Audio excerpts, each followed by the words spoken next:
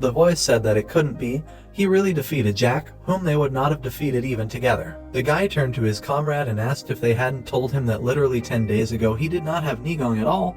He was asked what they should do now. Ash asked if they wanted to join him. The guy's eyes widened and the voice said that then they should take him and get lost. Someone asked the prince if he was okay. He turned around and thought that if he had more power in addition to strength, would they all obey him so much? The man opened his mouth and shouted for them to get out. He could handle it without them. Someone called the prince again. The guy sat on the ground and said that he was an idiot and why didn't he kill him? The protagonist replied that if the second test hadn't been a group test, he would have crushed his skull. Jack frowned and replied that these were stupid excuses and called him a mudblood. Ash clenched his hand into a fist and replied that if he continued to talk like that, he would really do it. The guy exclaimed furiously that he should do it then. Ash exhaled and said that he couldn't even stand up on his own and was talking such nonsense. Jack shouted in bewilderment. The hero jumped up and said that he was leaving. He could continue talking his nonsense. The guy continued to tell him to stop immediately. He bared his teeth fiercely and said that this idiot really was. The moon lit up the dark sky. It flashed through his mind that it was dangerous. If it weren't for Nano, he would have lost. The hero frowned and continued to think that he was indeed learning martial arts faster than anyone else, but he couldn't ignore combat experience. He couldn't become like his teacher just because he had completely mastered the butterfly dance form. The hero rushed forward and thought that if he wanted to raise his status, he needed to gain experience and increase his Nigong, but the 6th clan would definitely not leave him alone while he developed. He stopped at the edge of the abyss and continued to think that first, he needed to know exactly how to use what he could do right now. The hero mentally called out to Nano, who responded to the master. Ash asked how many of his functions he had already used. Nano replied that it was checking user records. She continued that he was currently using 3% of all nanomachine functions. The guy asked again about 3%. Nano said that he had used 3 out of 100. Ash exclaimed that it was only 3 out of 100. The machine continued that he had not exceeded even 3 out of 100 nanomachine functions according to the records that were saved in the internal memory. The protagonist thought that then this must mean that there were still many functions that he could use. He asked Nano to tell him in detail about all the functions that he could perform. Nano answered that the 7th generation nanomachine function manual would be downloaded into his brain, and whether he agreed, the hero answered that he agreed. Nano said that for better understanding, it would be accompanied by the transmission of an English language training program. Did he agree? Ash asked what kind of strange language he sometimes spoke. Nano said that it was true. The hero looked up and said that he agreed. Nano said that he was downloading the 7th generation nanomachine manual as well as the English language into his brain. Ash opened his eyes and flashes flashed in front of him. He tilted his body. Nano said that the transfer of information was complete. The hero replied that this information is much more than usual, but he did not even feel dizzy. Now he does not feel like vomiting like then.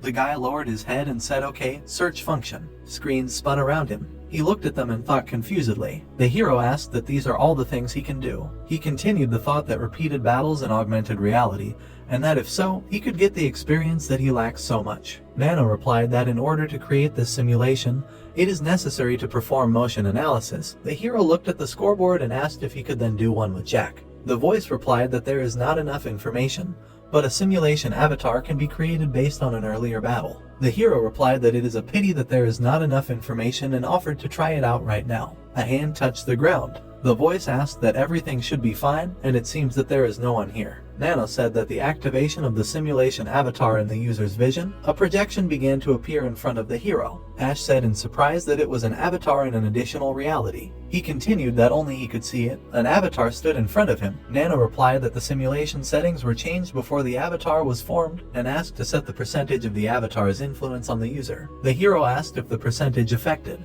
The machine said that this is the amount of impact he will receive from the avatar's attacks, and if he wants it to be the same as usual, then he should set it to 100%. If he wants it to be less, then he should set it lower. The boy said okay, and that he would set it to 100%. Nano said that the simulation would start at 100%. The avatar landed with his foot on the ground. He extended his fist forward, called Ash a mudblood, and told him to come to him. The protagonist trembled and asked why this stupidity was also part of the simulation. The avatar stood in a fighting stance. The hero grinned evilly and thought how great it was. It couldn't crush his skull before the second test, but that didn't matter here, since it was just an avatar. The avatar exclaimed that if he didn't come, then it would attack. The projection flew at the boy, energy hovering around him. The protagonist's eyes widened and he thought that it was just like that time. Ash deftly dodged the blow. The air was cut by the figures of the fighting.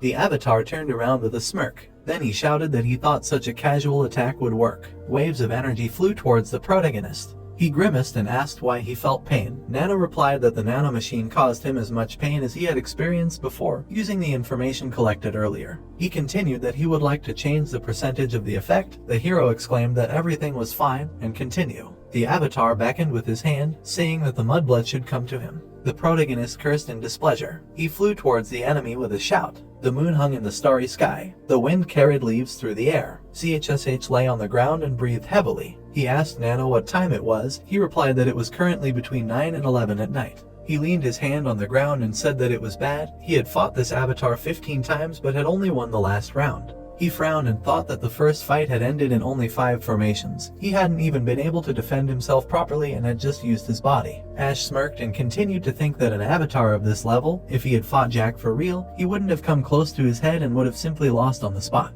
Nano told the hero that his skills would increase according to his experience. As he continued to train, his moves and the frequency with which he used the butterfly dance technique would increase. The hero clenched his hand into a fist and asked, "So what?" He had lost to this guy using the same few basic moves over and over again. He smiled and continued to think that he should just wait and that in 7 days, Jack Avatar would be nothing to him.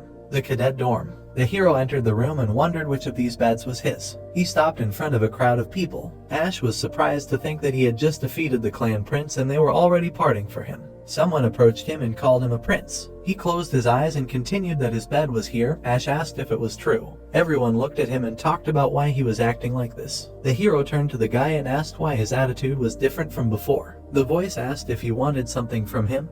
The guy pursed his lips and thought that he had already left Jack, so there was nothing more to lose, and that he was probably going to die anyway. The guy knelt down in front of him and continued the thought that why not make it a gamble and said that he was Cadet 23, Bruce. He raised his head and shouted that he was judging Prince Ash as his master. So, friends, this chapter comes to an end. What will happen next? We'll uncover it in the next chapter. Don't forget to rate this chapter out of 10 in the comments. We'll see you in the next video. Until then, take care and goodbye. Don't forget to like the video and subscribe to the channel.